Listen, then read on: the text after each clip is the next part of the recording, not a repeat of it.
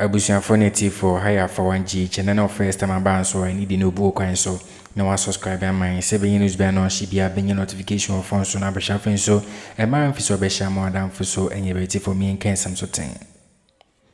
EC officials for ni beje say o man say on some reggae election I dey ma MP manyuko na say diploma no a say eye beka eje mensa akora and I arrest bi I say because in this officials for ni na free AJ men's office I say right now never arrest na just enya asem getoa now right now no tension rising e beka kentampo because kentampo ne kwede e kwachisa eye oni kona just ode ballot papers just over 100 the egu sa ballot boss in matches e police for asoni more than e kwa just enya asem getoa ni mind e twa na right now no ye besa kwa hye eye niema eye ekoso grounds I prof na opoku agima no ade wa casting vote ade a yebeka lodge mahama ene yebeka ne ba sharp eno munyina makwa eden o makwa ko custom vote na as right now we speaking no ade a yebeka John Dramani mama ko PM bia ne papa o musie no I say o je nhira free ne papa wa so ka say e papa enhira no nyam na na dwi na victory ne de embra ekrum ene nyesa de ne ma be kon de o senya Ghana si asa ne de so no ankasa ma ba be je Ghana ne ya dia ana de Ghana si wa ne enya papa because I am for nyina so kamone ngutin nyama akoso ye ba ne de komatwana na atos Okobuno Easter Ghana Police Service at the statement Biaba. Okay. No more say one EC official arrested at Kintampo South constituency in the Bunu East region for EC official. Yes, arrested at Kintampo South constituency in the Bunu East region for electoral offences. Also, the Ghana Police Service has arrested an electoral commission official at Kintampo South constituency in the Bunu East region for electoral offences during the ongoing general elections. The suspect, Derry Joseph, is under investigations for issuing about 15 ballot papers to voters that omitted the final presidential candidate at the Apesika Baire polling station. Wow. Into Omologo ne Daso Kama. Wow. We Bono East region. And at the okay, we be connected to.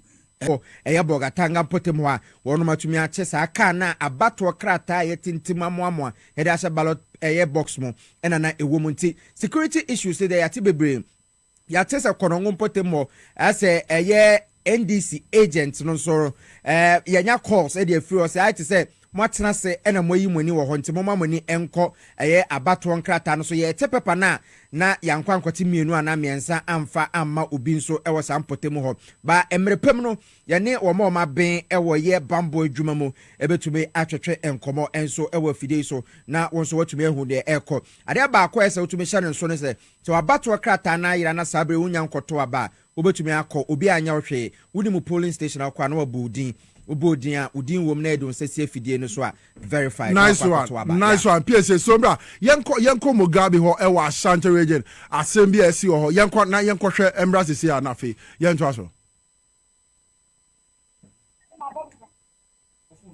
okay hello Chona on what is here no pay obo de na dum bia boko. Okay, sir. Now, me pacho ujina ahi fancy sia na then sem na ekoso. Where the enema titi sia ni the location awo no.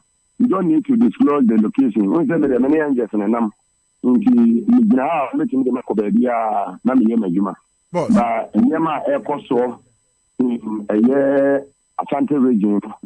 Na Nigerian supporters ni say the bibia wo across the 16 regions no. Ye koto up.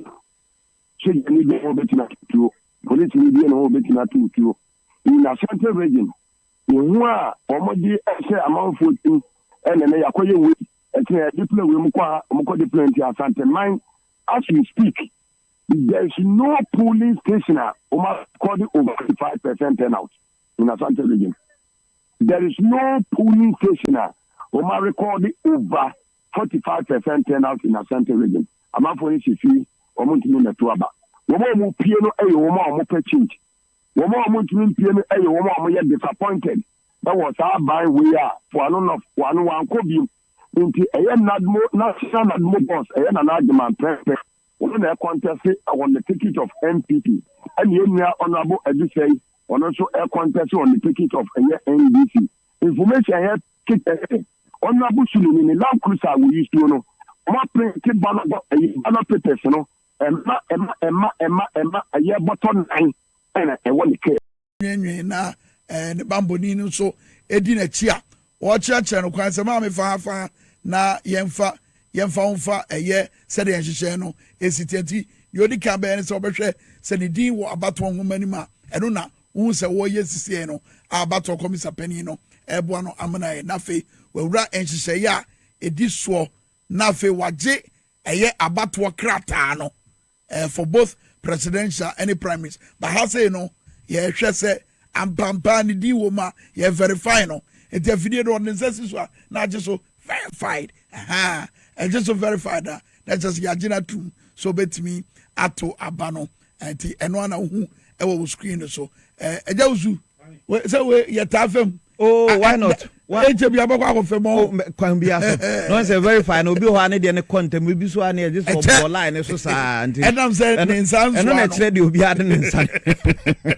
Will be adding in sunny. 81 years prof Alpha verified ni moi. World Benjamin about war. That's right. Kratano. Now where a presidential. I don't know what. On said the things it here. It would have that kind of war to abano. Yeah. A champion we see here. Commander na Eguafo. What they Kratano. As that kind of way. We knew guys who say one or tomorrow. It's quite obvious. So better man. Or if you two uncle trying to lie. But we quite obvious. What His Excellency John Mohammed. Where parliamentary diano and or they achim kama where we are or corner baby or when you are kama honest on central for an income what one will be and I on central for any ho maybe or two but in central for any money honest on central Yankasa and as I say Naponka but when ocean of vim now what to Napodiana yes as a way vim woman a chain Napo. Yeah. Baby, mammy, baby. These are areas are mostly say, Kwame me tuaba, na be an answer, baby, I'm a tuabe, now where vice president, I think, say, baby or tuabe, a sense of classroom could be possible. And I want to absolutely. Baby or tuabe school, meaning say, every time I say, be cry hono cool school. Yeah. Because mostly baby a cool school in a while, and I say, a drabato so near the a bit my say, be cry, men casa no cool school, dear baby, I shall say, but baby or tuna baby. Nessa or Ben Hopper, until baby, I'm a tuma banami a penny, that's me a bamu penina. Mess no maybe or I meet me a betanica crack. I wish I school for no queen and be no may or motitis. Yes. Professor Nana Jenopo Guajaman and our Tunabuana for His Excellency John Dramani Mama, a Chebia Sabria Yekase. Or bompire ne papa and na so bolly and abamboy bolly no one it will really na straight or call polling center na or call to naba yenya feed in the pe yerebe mama na fe matmare said ye normal AC ko yes hu hia pa kwame wo papa na so de wontumi nka se wakofie onko so especially ne ugina akono se de se mo abitimi free baby ba sunsum kwame ye hu se been highlighted largely by various media men and women across the length and breadth of the country. So we say a very big thank you, and hopefully the best man, who is John Dramani Mahama, is certainly going to win this election, inshallah. Otherwise, we have no issues, and we're hoping that across the country, everybody will go out there and cast their ballot for change and nothing more. Thank you. Last night. Is this something you are anticipating? You know, I am convinced that it's something that our security team had actually anticipated, first and foremost. But you see, I also know that in the days of John Mahama, when he was in office, for example, normally, yes, the security, whatever will take place and the borders will be closed at some point. But I remember that in the morning of the election, actually, they were open for a few hours.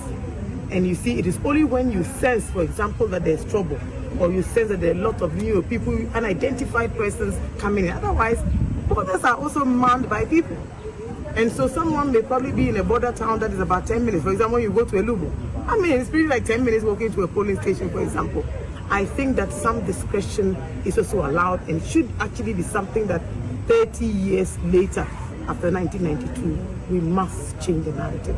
I am looking forward to far-reaching electoral reforms. You know, maybe because this time we've been so closely associated with every process. For 2020, they extended for a few hours for some of those particular places. I know a place where it didn't happen the next morning because the electoral material got there very, very late. So these are matters that are within the bosom of the... We have all lived to see this day and in good health. All we need the EC chair and her commissioners to do is to focus on the work at hand, the processes leading up to a free, fair and transparent election. That is all we expect. You know, I think that sometimes we love God, God loves us. But when we have a task at hand, let's focus on the task. Hana Matuma Bolensu Nanami, member of parliament for her. And one who's going to APA, Omubo say, Mujide say, Yabewene, na presidency, also, Yedi Kunimu. Before I yeah, Yamamre, maybe I'm free bole. Say, Oko, Nase, Bibia Day, I was say, Wawofo, Oko Bompaye, Ewo, Omundaso, and say, Adia, Omotaye, and say, maybe I'm a babeto Aba, and yet, and maybe I'm a babeto Ababia. Me wa famo me wa only na yen kramo for me kisoni I don't na yen kramo for nti e call and that's so na o ma ko bompaye. The process as I've seen it here it's smooth and very easy. It didn't take more than 3 minutes for me to finish voting in both the presidential and parliamentary. If it's the same everywhere in the country, then I think we'll have I was unfortunate for any atensema a yebeka a year. Kwaminka ene nsema ejesi Ashanti region Mugabe area babu to Jamaica say Honorable Suleiman Chitonso Ashanti region no who say kai bi twema chese amkohwe na elangusa black bi chese beka Kumase for ejina saka no ama je beka saka no ye kwhwe ya baku 4 tampering ballot papers yakwaku hu one came chese DC more me pa na right now no na enyo no kwanso with 5 militaries. That means there's 5 militaries na hadia omore na omko koso beka some war simbia na manfo yem hihye omo dwendwa no omo de asesa with original one no the matter mpezom de asesa with original one no na no information na wakote ya is Mugabe ka chese ngofo ya de omo putu fear panic e wa Ashanti wejifo mu because in you crowd omo poli babo ntia omede mbushaje sa crowd nyina de omo hyehyede omo ehu ewuro momo iso omo ntimi pie na no na Mugabe ka say was obi epie no koyede okoto na aba because obi no bitima obi foku obi no bitima obi foku obi no be rebede obatutu abobi a na no information ya wakwati everywhere say is officials woni bia ono so yakwa arrest na working tampo a say nya asengoto for say or the some ono ankasa e de 100 ebeka over 100 ballot papers heading de kwa Google ballot boss ma chese kwa china chese nyanza mgotwa information akwate hu say lord na mahama so enje na so wa casting vote you say prof na na so e casting vote fefe chese nyanza mgotwa gm so de in sem to jabra okọ ni papa na so ne abusuafo nya akọ bobo mpae ni ade no se we hia favor free ni papa oni ade yeni hu sini omo ke kan sin with ma che adwen comment bitim so ahia modern voice onye bia hwe higher for 1G chakram nyina